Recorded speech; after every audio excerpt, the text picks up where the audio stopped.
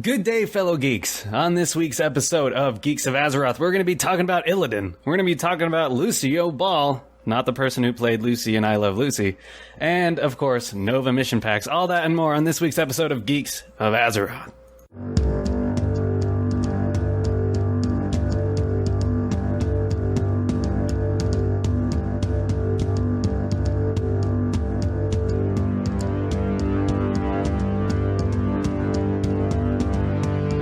By geeks.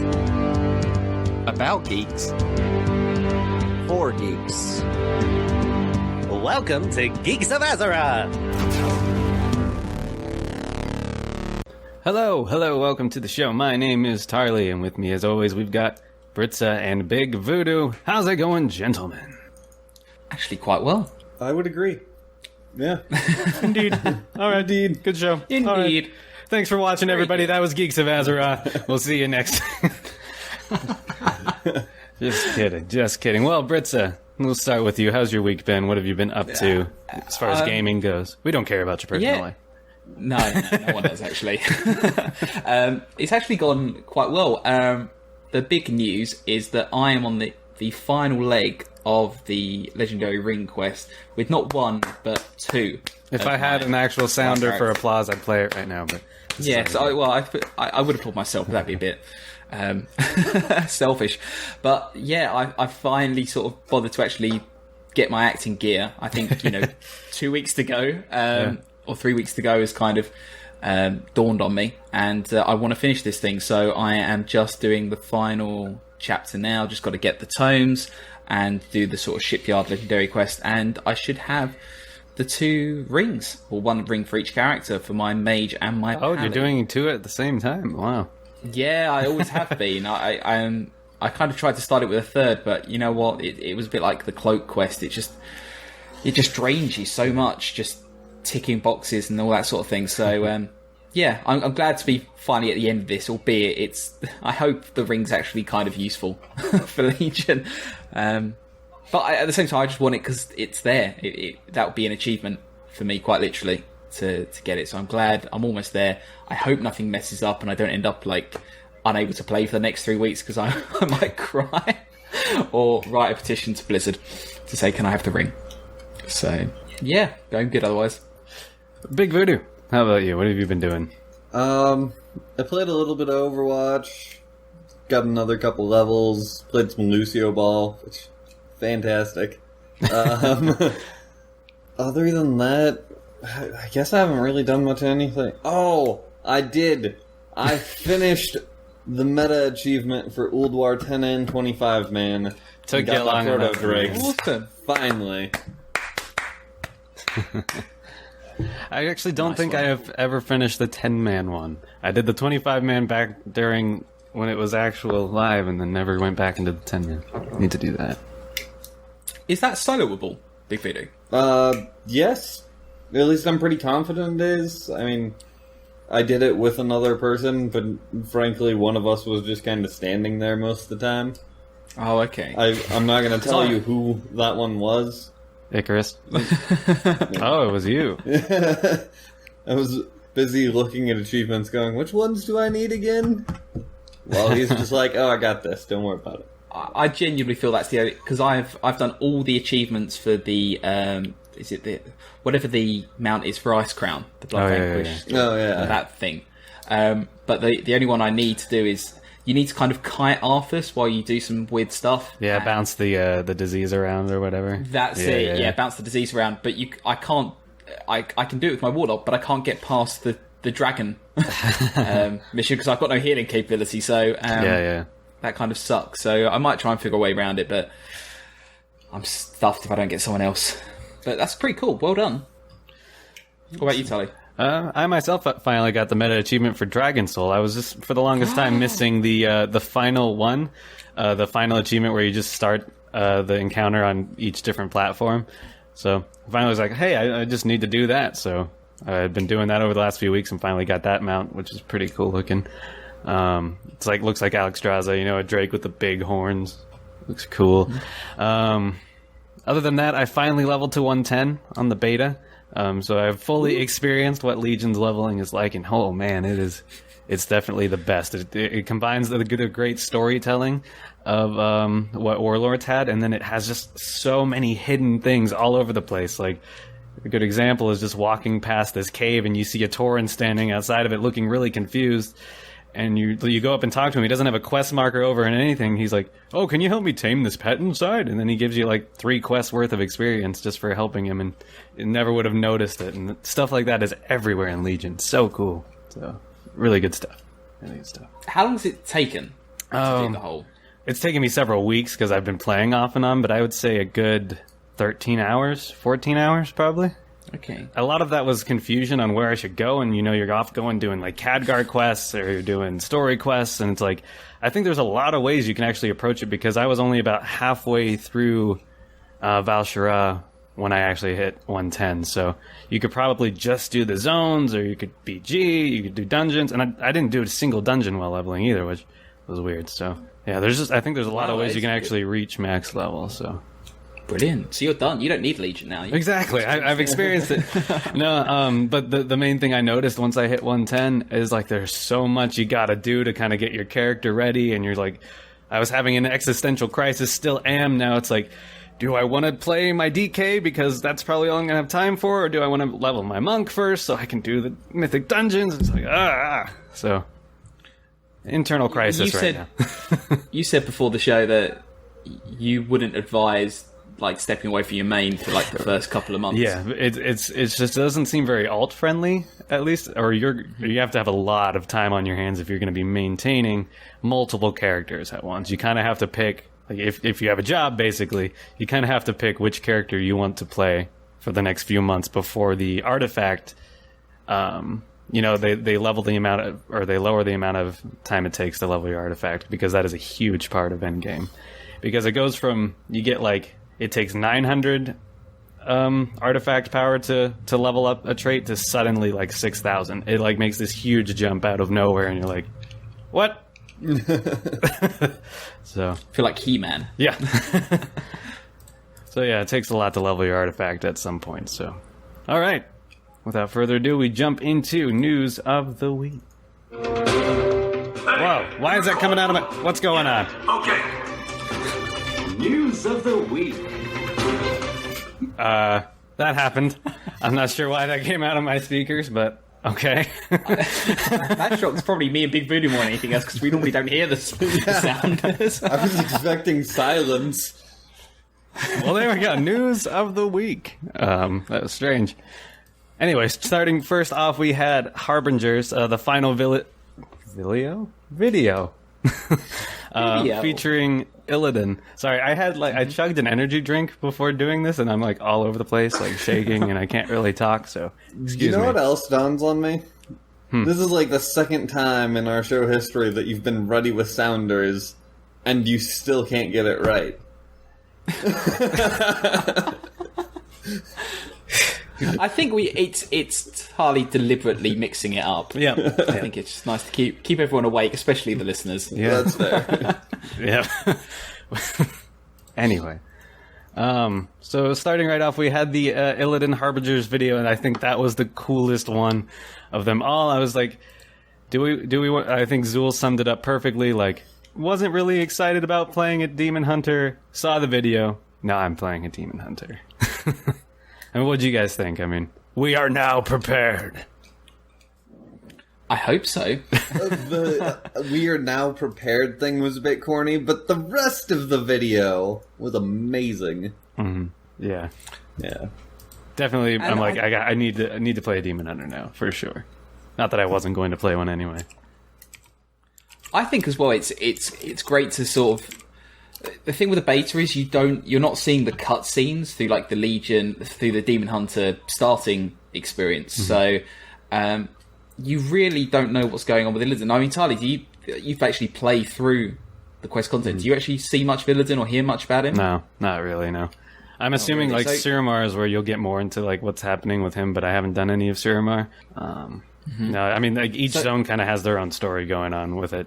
That kind of makes it feel weird, but yeah, not much of Illidan at all. So that's probably the best glimpse we've got into what Illidan's going to be like in Legion. It sounds like he's very much still good guy. Well, he was good guy before he got killed, I guess. So Yeah. Well, I mean, you read the Illidan novel, right? I'm still reading it. I dropped it and came back to it, but I ended up like power reading through that thing, and it's like the end of it. You're like, what? He was a good guy. What? Yeah, pretty much. So yeah, I think it's really good just to see Illidan, and I think that's really what everyone was watching. Yeah, definitely interesting to see how he plays out. But yeah, that was a really cool video. I didn't see it on our notes here, but also we got through the whole audio drama, the Tomb of Sargeras, Tomb of Sargeras audio. Can't talk today, but that was really cool. I don't know if you guys had a chance to listen to it. I listened to the whole thing. It's about an hour in total. And I was just running old raids while listening to it, but man, it was so cool. It basically is leading right up to the invasions, basically what Khadgar and Gul'dan are doing right up to that point. Very, very cool storytelling. I'm just really impressed with Blizzard, what they're doing this time around with their storytelling. But yeah, if you haven't checked that out, it's on YouTube, or you can get it on iTunes, I think, and Stitcher, all of that. So really cool. All right. It's basically like a really well-acted podcast. Way better than what we do.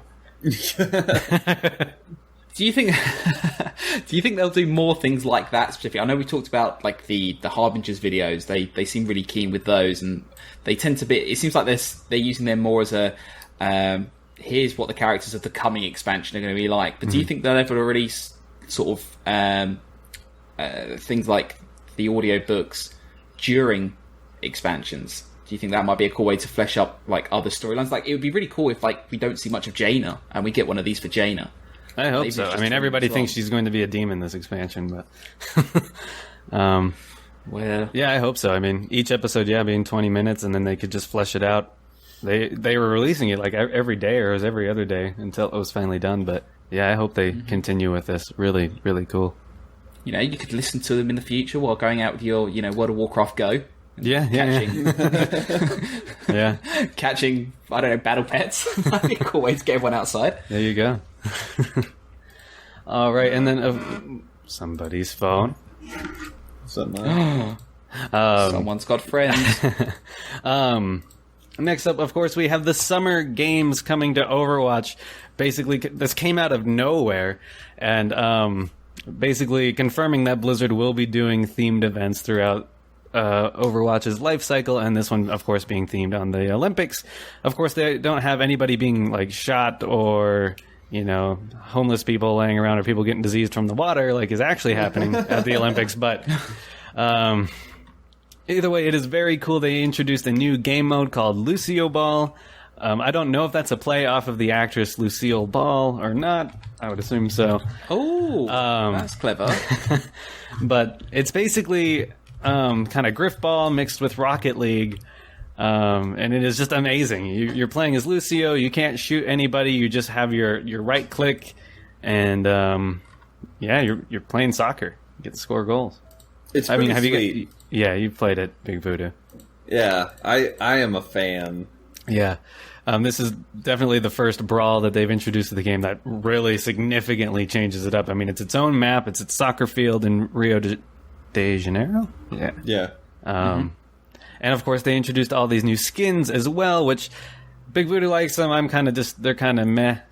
Okay, the skins are kind of meh, but the Tracer skin, I need it. Because it says Leet. It says Leet. It says Leet, and I need it. I saw it, and I can't live without it now. Like, I'm going to play more Overwatch today, just because I want that skin. And there's a lot of people, myself including, experiencing a bug that happens in Lucio Ball where sometimes Reaper, somebody just gets to play Reaper instead of Lucio, and then he just kills everybody and scores all the goals. So that happens. I think that should just stay. That needs to stay. Just randomly. Sometimes you get the game with Reaper. Blizzard has confirmed that the summer games are going to happen every summer, not just every 4 years like the Olympics. So that's very cool. And they said there'll probably just be some changes in how things work every year, but that's very cool. And I'm really excited to see what other themed stuff they do now throughout the year. Because keep in mind that Overwatch, It's the Summer Games is only for August. It ends at I can't remember what day, but yeah, it's a limited time. You know what I think they need to do? During the Winter Olympics, they need to have some new game mode with May. Yes. Yeah. It'd be fantastic. Skiing with May. Yeah. This is where I think the game needs to go, because if you think about, we've talked for weeks and months about the fact that people don't always understand their characters. There are characters that I don't know how to play, and I'll play them because, I'm playing with randomers, they can't hate me any more than they already do. So having something like this where, themed events, where you take, with, like Lucio Ball, you can really get to grips with how Lucio plays. I know it's not quite the same because you're not necessarily healing in the same way or whatever, but I think it's a cool way to get to grips with the mechanics. And I think, whether that's with May or whether you do things with Tracer or Widowmaker or any of the others, I think if they have fun little games spread throughout the year that feature around those characters, that'd be a cool way to get people to learn them. Yeah. And make sure everyone's skilled enough to sort of add to the game rather than just, I think, what Tarley tends to see, which is just people fumbling about and hoping for the best. Yeah, pretty much. I'm like wondering now what they're gonna do for Halloween, like trick or treating or something, or different heroes wearing each other's skins, like Reaper looking like Tracer but has Reaper's abilities. That would be terrifying. Yeah, that would be. Yeah, that'd be really good actually. It's really clever. Cheers, love! It's time to... The cavalry's here! So yeah, I mean, this is great for Overwatch. I mean, it definitely brings people back to the game already, and of course, with this patch, they've hidden Sombra clues everywhere. Like, there's little code and just all this new stuff hinting that Sombra's coming. And I think they're releasing characters a lot quickly, or a lot faster than we ever thought they were going to. Because it seems like Sombra is right around the corner now from being announced. Didn't they say that they didn't want to release a whole lot of characters? Yeah. And now it's probably going to be like, can Overwatch support like MOBA style character releases? Before it becomes too flooded? I don't think so. But I could see a new character every, 4 to 6 months. I think that would keep players interested and happy and not flood them. But we got Ana in less than 2 months of the game coming out, and now they're already heavily teasing Sombra. And Heroes spin quite fast as well. If you think about their cycles, they launch them in 2s and 3s anyway. So I think that's probably what we'd expect now. Yeah, I mean, there's plenty of character design that could, support a lot of characters in Overwatch. It's just, I feel like character balance will be a lot different in a shooter than it would be in a MOBA. And, we'll just have to see what Blizzard does. Obviously, they have to keep the game fresh, but it's good to see post-launch support is alive and well for the game. So, continuing on with Overwatch, the World Cup is coming to a country near you, and I think, Britzza, you read up on this more than I did, so... Well, you kind of explain what's going on. So, basically, what happened a couple of days ago, Blizzard announced that they were going to be holding an Overwatch World Cup at BlizzCon this year. So, we've talked in the past about how Overwatch is going to have a presence at BlizzCon. We knew it was going to be there, we just didn't know how, and it turns out they want to go with a World Cup, because why not? I feel a bit odd calling it a World Cup. I'm thinking of football, I'm thinking of Lucio Ball, I'm not thinking of shooters. But what they're planning to do is open up to... They've got different zones. They've got the Americas, Europe, and APAC, which is all the Eastern countries. And they want to invite some of the best players from the communities in those countries, the best Overwatch players, to take part in the tournament. So they're looking to hold... 16 teams competing, 6 from Europe, 6 from Asia Pacific, and 4 from the Americas. And yeah, in short, that's really what they're intending to do at BlizzCon, is to bring them all together and sort of really mash it out. The important thing, though, is that this isn't kind of like an official competition like StarCraft, where you have points deciding who qualifies and who doesn't. They really are just going to pick the people that they think are, the best in the community for those particular countries, or from Europe and America and Asia Pacific, and use them to form these teams. So it's very much a draft pick. And yeah, that's what we're going to see at BlizzCon. I don't know what the prize is. They say there's no prize for this exhibition. However, the top 16 teams completing at BlizzCon will receive an appearance bonus and a free trip to BlizzCon. So that's pretty decent. You know, just getting out to go out and play your favourite game. I am assuming they're doing it this way just so Overwatch can have a big competitive scene at BlizzCon, but they just haven't had the proper time for the game to have a full circuit in the esports scene so far. I guess if I had to put a guess to it. That's what I would guess as well, yes. It's too short, and they haven't got a chance to play about. But I guess as well, it's a chance for them to see if they can host a competition like that. I mean, it's so different as well from any of the other things we see. You know, like, you know, not to make it sound cliche, but it's true. You know, the endless Korean StarCraft finals we see. This isn't going to be the case. You're actually going to see 16 different teams from 3 different regions actually competing, so it's going to be a widespread, really diverse. It may be the case that Asia Pacific just dominate everything and just kill everyone, but at least Europe will turn up. Yeah, I'm definitely excited just to see how it works. I mean, I don't know if you've checked out competitive Overwatch yet, but it is pretty cool to watch. It can be pretty confusing to watch because it's a pretty fast-paced game, but it's fun. I'm excited to see it at BlizzCon. I just hope it doesn't overlap with StarCraft. It better not overlap with StarCraft. Make me mad. And this wasn't on our notes either, but if you guys saw, Overwatch has surpassed 15 million players. Overwatch is now one of in the top 50 best-selling games of all time already. That's I'm not surprised. So good on Blizzard. I mean, this game is huge. It's being talked about. It's all over the place. Shaquille O'Neal has signed his own Overwatch team. I mean, what? So that's pretty cool. Yeah, to be honest. It just shows as well how weird esports is getting as well. It's actually blending with proper sports now. Yeah. Do you guys think Overwatch will ever see like an Overwatch 2 or like another iteration of the game, or do you think it'll just keep expanding with characters and? Eventually, there would have to be an Overwatch 2. Just to improve the engines and that. Yeah, the engine would have to change eventually. Now, that could be, 20 years down the road, potentially, if people are still playing it. But the other side of that is FPSs are probably the most rapidly changing games out of, like, any genre. Like, RTSs are still RTSs that they were, back when we were just really super young kids. RPGs, yeah, they change quite a bit, but, I mean, they still break down into the same fundamentals. Yeah. Whereas FPSs, like, just because of the sheer amount of them that they produce, even in the same line, like, of game. And Overwatch just shows how diverse they can be. So, I feel like FPSs are on the we need constant fast-paced change, which kind of makes sense because that's kind of like the motto of the game itself, too, constant fast-paced action.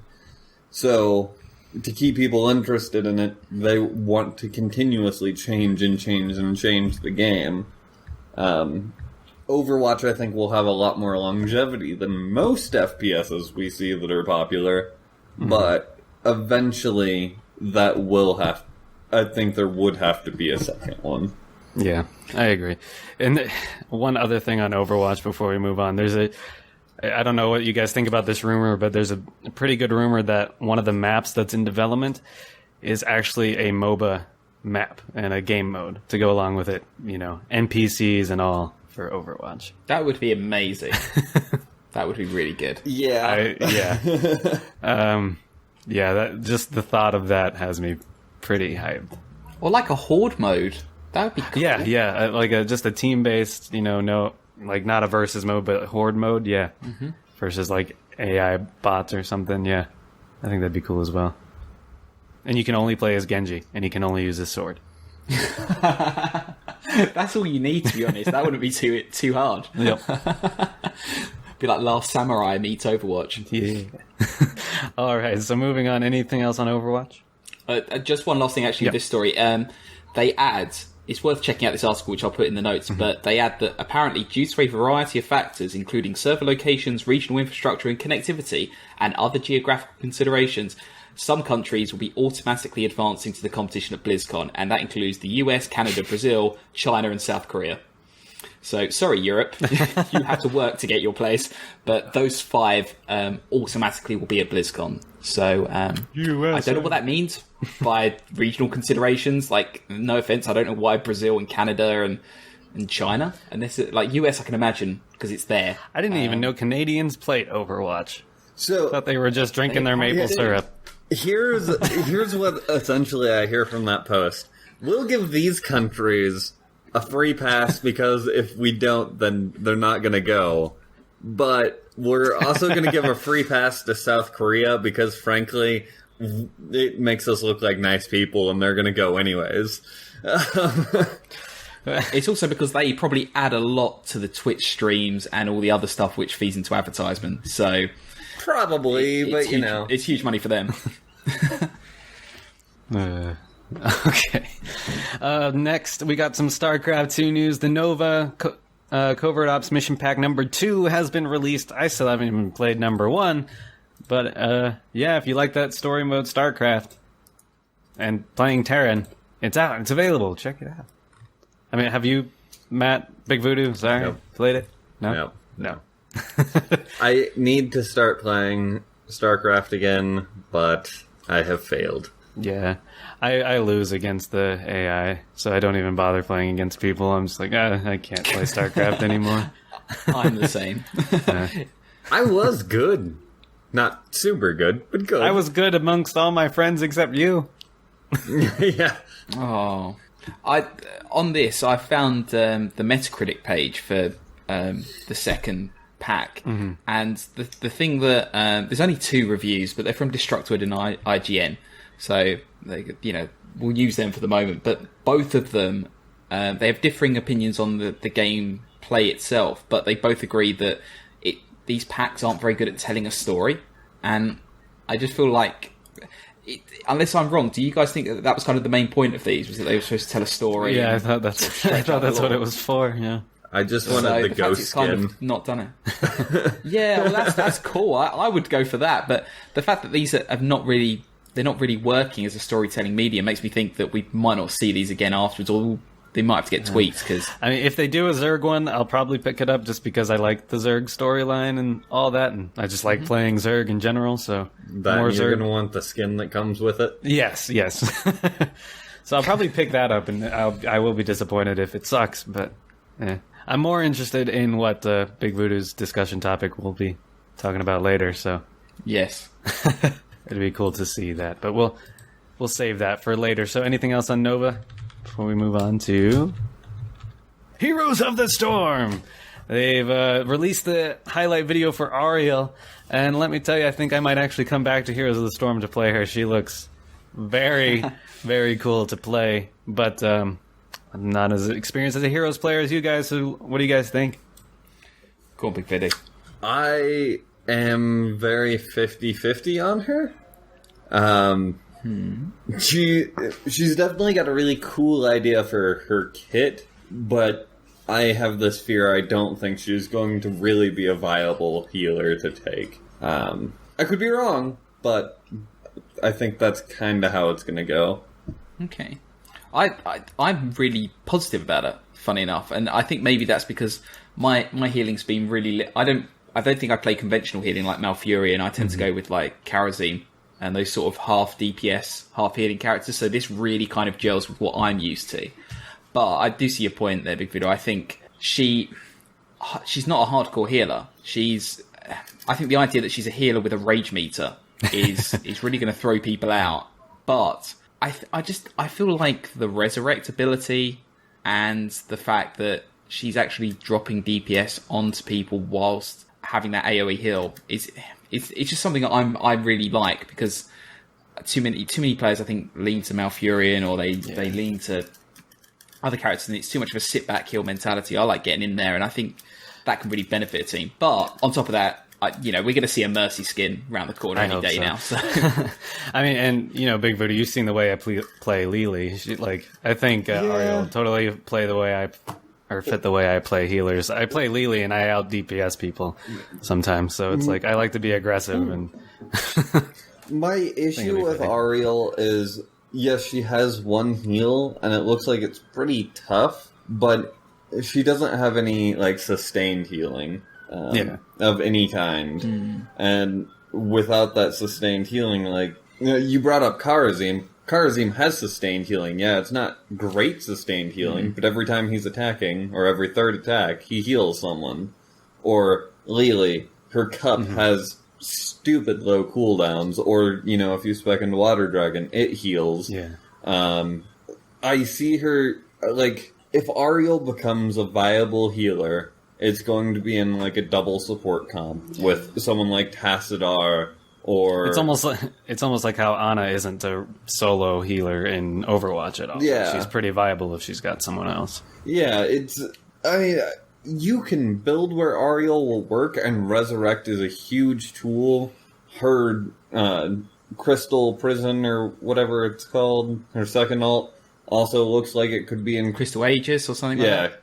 Yeah, it looks like it could be incredibly useful and powerful in team fights as well, so I'm not saying she's not going to be entirely viable, but she's going to have a team built around her in order to be viable, I think. I think as well that you're right in that the trade-off for some of her skills is really difficult. I mean, like, they talk about using, I can't remember, what's the two-pronged attack called? I can't remember. Oh, yeah. Yeah. They say, oh, it's really good for lane clearing and building up your mana. And I think, well, you're not really going to want your healer like lane pushing while everyone else is trying to, you know, deal with, you know, bosses and things like that. So, you know, I think it's very rare she's going to find herself on her own and really have a need to have a high DPS, because any healer could back up someone who was lane cleaning. But on top of that, the Crystal Aegis one is a bit weird because, yeah, it kind of causes a bit of damage, but it also takes out one of your players for the whole time. And usually, in the examples they give, that player is going to probably fall out the game anyways, because unless every enemy hero is on like 5% health, they're just going to nuke them the moment they come out of it, and it might not turn it around. So it could turn out quite bad. I don't know. I think it could cause, like, force repositioning. Say you've got someone who's high damage, and they hop and say Illidan. We'll go with Illidan, because Illidan's amazing and Legion's coming up anyways. He hops in, he does his damage, he gets one person on their team pretty low, he's almost dead. You hit Crystal Aegis on him as your team's kind of walking in, and now the other team has this choice of, well, we could stay, and there's a chance we kill Illidan, or, but we're going to at least lose our low health member, and the team's going to take damage, or we can, you know, retreat out of this, and, you know, we don't lose anything necessarily. So I think forcing those repositionings could be a benefit of it. And I guess if you couple it with the whip, which looks amazing, I guess if you're pushing the tanks out, or you're pushing main DPS out and repositioning the team for them, or pushing them into a wall, because I think the fact you stun them is brilliant. That's going to, I think, cause quite a few team deaths. Yeah. So hopeful. I think between me and Big Voodoo, we're hopeful, but we've got to see her in action. I'm glad I have an excuse to come back to Heroes. I mean, I've taken quite a break from it. I haven't played since before the little gnome dragon person was introduced. Chromie. I haven't played since before Chromie. How did you not know Chromie? Come on, man. Leave me alone. You're on a WoW podcast. Leave me alone. All right. Without further ado, should we move on to discussions of the week? Yes. Okay. Oh yeah, these are out of my speakers again. Oh. It's like we're actually there.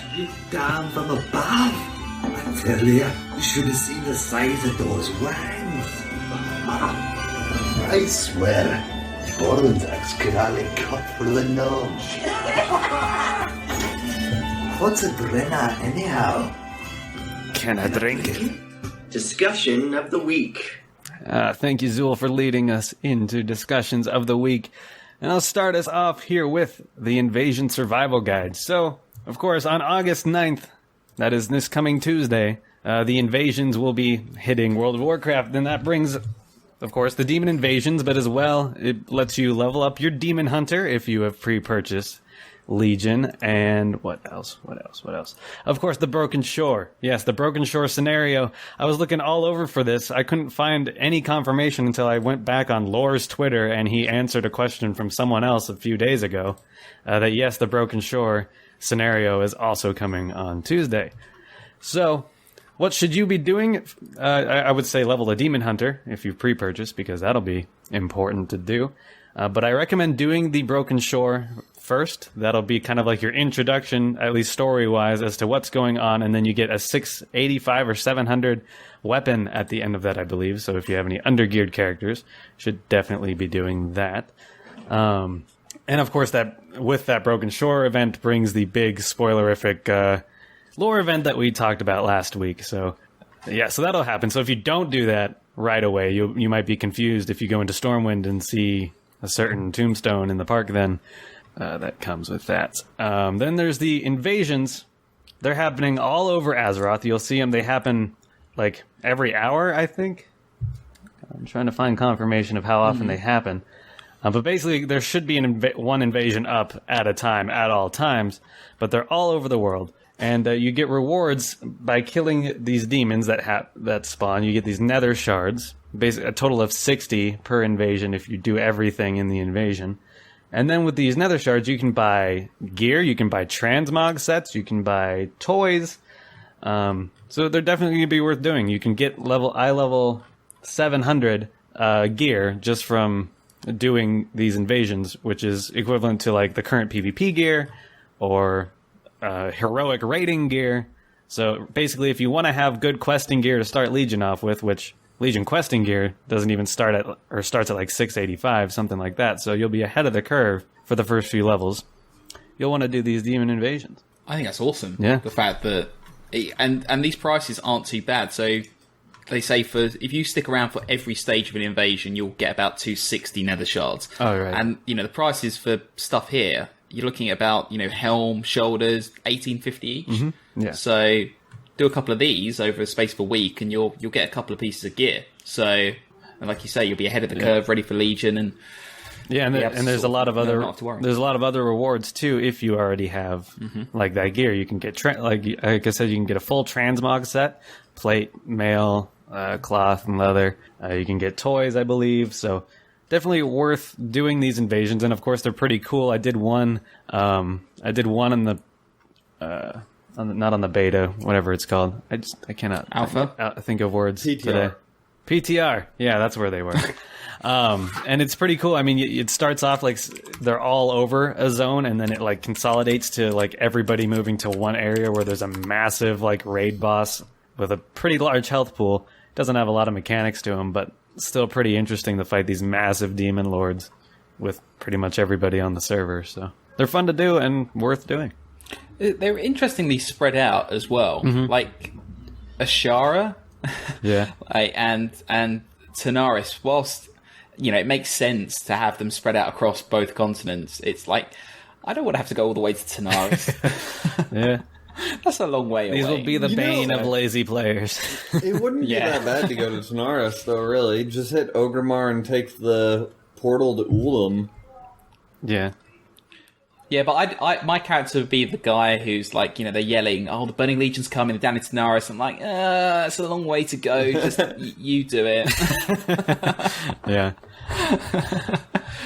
I'm working on my own transmog. I'm busy. And I'm pretty sure, I can't confirm, but I'm pretty sure new Dalaran will actually be in the game come Tuesday as well, sitting over Karazhan. So what? Yeah, because in Dalaran is where you start, like Legion, where Legion will start. You'll go to talk to Khadgar, and then he's like, "It's time to move Dalaran to the Broken Shore." But obviously you'll need to have Dalaran somewhere before that happens. So I'm assuming Dalaran will be put in the game on Tuesday as well, over Karazhan. Because that's where it is before you move it to the Broken Isle anyway, for launch. It's gone a bit backwards, hasn't it? It's kind of gone a long way round to the... Yeah, I'm not sure. It would have been a lot faster. The scenic tour. Yeah. I think there's other reasons it's over Karazhan that we don't know yet. Blizzard's still being very secretive about Karazhan, but I think they went to go get some cheap booze before they I think they're there for the night of Karazhan, the party. Yeah, probably just. That's it, yeah. I mean, what do you guys think? Otherwise, I mean, I'm excited for Tuesday. I was saying before the show, No Man's Sky was set to come out, but then they delayed it, so I have no other excuses not to play it on Tuesday. I'll be playing my Demon Hunter for sure, but that doesn't take very long. It's about like the same amount of time it took to do the Death Knight starting zone. So I'm excited for Death Knight or Demon Hunters. Yeah, DH, not DK. I'll have another character to solo old raids with and continue my gold making. So I think it's good just to have content. Yeah. And I don't mean that like a stab at Warlords. I mean, it's just nice to have something that's Legion-y in the live game. I know we've just had the patch, but this is it. Like, come Tuesday, Legion. The Legion is here. Starts. Yeah. That's it. And then it's only that's 2 what I weeks think. until Legion comes out then. Woo! And We're finally here. Yeah, and you know, that's a good amount of time if you think about it practically. Like, you could get some decent... Like, I've got 5 level 100s, so 2 of them have been working on the rings. So they've got like, a lot of Hellfire stuff. But the others haven't. So I can do 3 ults and do the invasion quest for them and get some nice gear along the way. So I'm pretty stoked about that. Mm-hmm. Yep, it'll be fun. Big Voodoo, are you going to be playing him? Yeah, I don't know if you guys have seen, but have you looked at the transmog set leather for Demon Hunters? It's The Demon Hunter transmogs. amazing, and I need it. So, especially with like the fact that I'm going to be playing a Demon Hunter, I need it. Yeah. I'll be trying to look it up. I saw a post on Twitter from someone. I know that probably does not help your search, but it was amazing. Oh, I know the one. Oh, that's pretty cool. Well, anything else on the Legion invasions before Big Voodoo takes us into the next discussion topic? Nay, all right, Big Voodoo. So, Blizzard is, as we've all seen, working on their older titles, and the current rumor now is that they're actually going to re-release them as HD remasters, not just update the, functionalities so they run on current gen systems. So, we're talking StarCraft, Brood War, Warcraft 3, and Diablo 2, all potentially coming back as fully high-definition games. Whoa! I'm going to transfer the money now, and... Blizzard, take my money. Take all of my money. That's amazing. I mean, I honestly can't think of which one of those games I'd be more excited to play. I mean, Diablo 2, oh my god, or Brood War, again, yes, or Warcraft 3, oh my god. Like, all of them. Just the idea of any of those being updated and looking awesome and being able to play them, just, yeah. Is that Frozen Throne as well for Warcraft 3? Rumor, yes, but Blizzard hasn't really... Blizzard hasn't confirmed anything. Yeah. I can only, I don't see them announcing this before BlizzCon, but I can see that being a huge thing to talk about at BlizzCon. I mean, we've all been wondering what could Blizzard possibly be talking about this year at BlizzCon. This is it. I mean... You know what would be terrifying is if they were like, so, this is coming out, and by tomorrow. the way, we already have StarCraft done.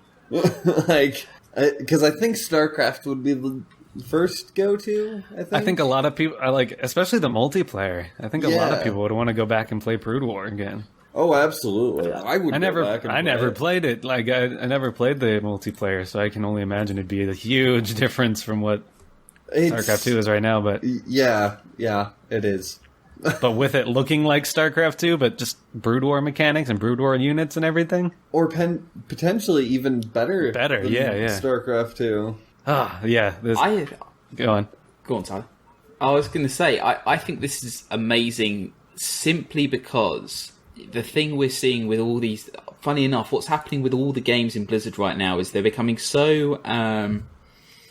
their laws are becoming so big. The fact that Oriel's coming into the fray in Heroes, and we've got Legion, which is about Illidan, and relates to a lot of things that happened in the past. I think the fact that we can go back and play those old stories... Because it's very difficult for people to load up an old I know you can download it on Battle.net now because the keys are all there, but it's not something people readily do, but I think this would be a great way to get people just excited about something and to just refresh the story for them.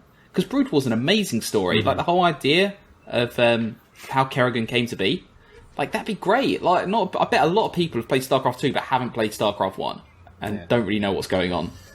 And yeah, I mean, like, as much as I still kind of try to play Warcraft 3 sometimes, and I'll, like, start up the campaign, like, yeah, I really want to play the campaign again. And like, this looks so terrible, I can't do it. Like, I would love to have Warcraft 3 back again and good fidelity and play that storyline again, because that whole Arthas becoming the Lich King is one of my favorite lore things in Warcraft. So I'd be stoked for that. What if they changed parts of it? Like, they put in, like, Easter eggs for current content, or like added a few extra missions. That would be cool if they added stuff to each of the games. So it's kind of like, remaster plus in that way.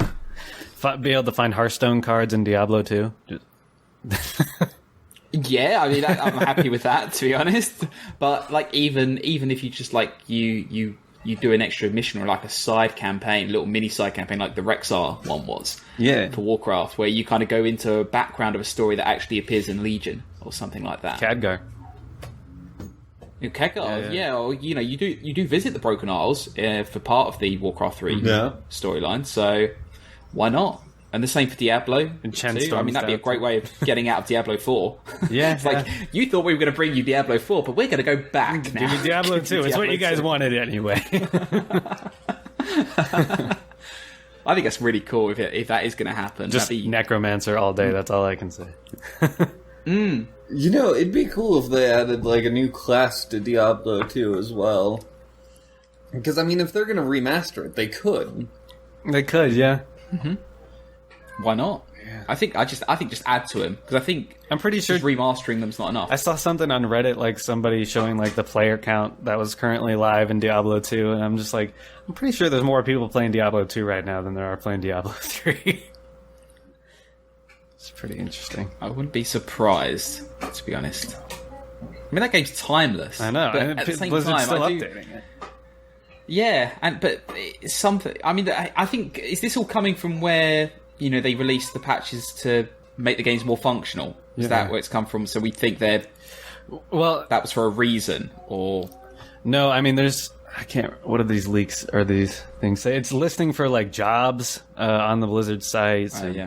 All these different articles that have come out from a press release of some sorts, or an internal release that says it talks about compelling stories, intense multiplayer, endless replayability, quest qualities that made StarCraft, Warcraft 3, and Diablo 2 the titans of their day, evolving operating systems, hardware, online, blah, blah, blah, blah, blah. Restoring them to glory, and we need your engineering talents, your passion, and your ability to get tough jobs done. So that's like the jobs listing, basically.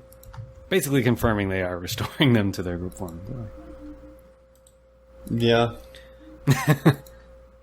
It's happening. I'm pretty sure based on that it's happening.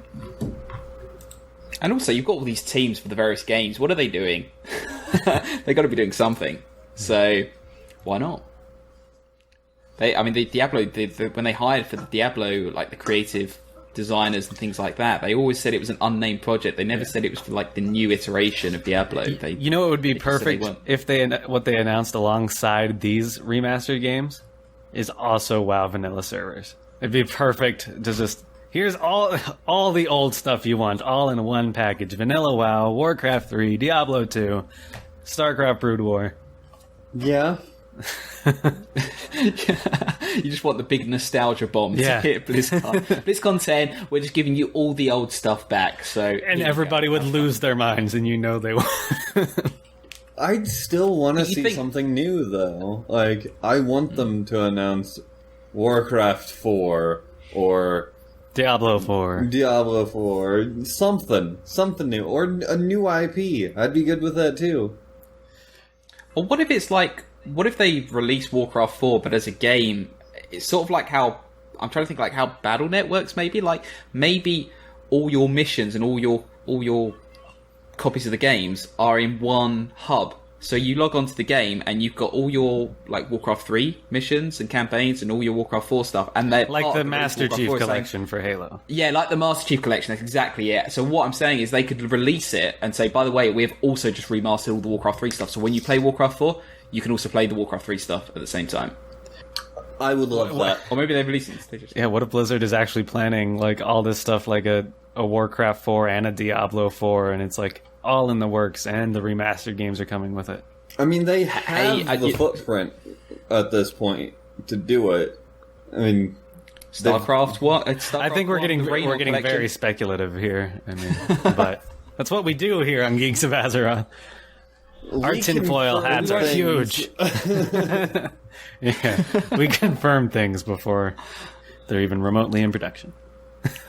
Officially announced, Blizzard are releasing all the games at BlizzCon. With Warcraft Go. Yes. Warcraft Go, yes. Oh, dear. I think we've beat this topic to death. I mean, anything else on these discussions? I want all of this that we've discussed. I want it all to happen at BlizzCon, but it's all very speculative. But if it does happen, it's because we talked about it. Absolutely. There's some guy at Blizzard like, oh, come on, how did they guess that as well? It's just this big wall of things we called. That'd be amazing. Yep. All right. Well, is there any shout-outs? Anything you'd like to mention for the... Wow. A sounder. I'm still getting used to being able to hear those. We should be hearing them. I haven't got any shouts in particular, to be honest. Big Voodoo? Yeah, nothing. I thought I had something. It's gone now. And it's gone.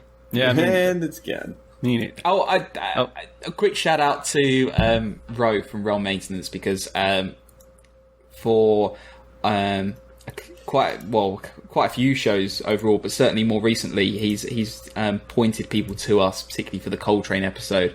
So I just want to say thanks to him for all the work he does and for supporting us and doing what he does. So thank you, Ro, for all of that. Thanks, Ro. Thanks, Ro. All right, well, as always, we'd like to thank everybody for joining us. You can always find us on iTunes, Stitcher, YouTube, and Twitch. You can check us out on Twitter at Geeks of Azeroth. You can find me personally at Tarley_pause. Britzza, where can we find you? You can find me at Britzza_EG. And Big Voodoo. At B1GV00D00. I did a hashtag follow Friday with your tag on there, just so some of the people who were confused, you know who you are. I could get that figured out. It's everyone. That's who it is. And of course, you can spell it. Go on. You can always contact the show with messages, questions, shoutouts, how to spell Big Voodoo in Leet Speak. You can send all of that to geeksofazerotheg@gmail.com. And remember to check out www.epicgeeks.co.uk. Yeah, for all the content that we produce. Otherwise, we'll see you same time, same place next week. God, I can't talk. Netflix. Have a great weekend, Azeroth. God, these energy drinks are like cocaine, man. This podcast is part of the Epic Geeks Network. To find out more about our other gaming podcasts, head to epicgeeks.co.uk.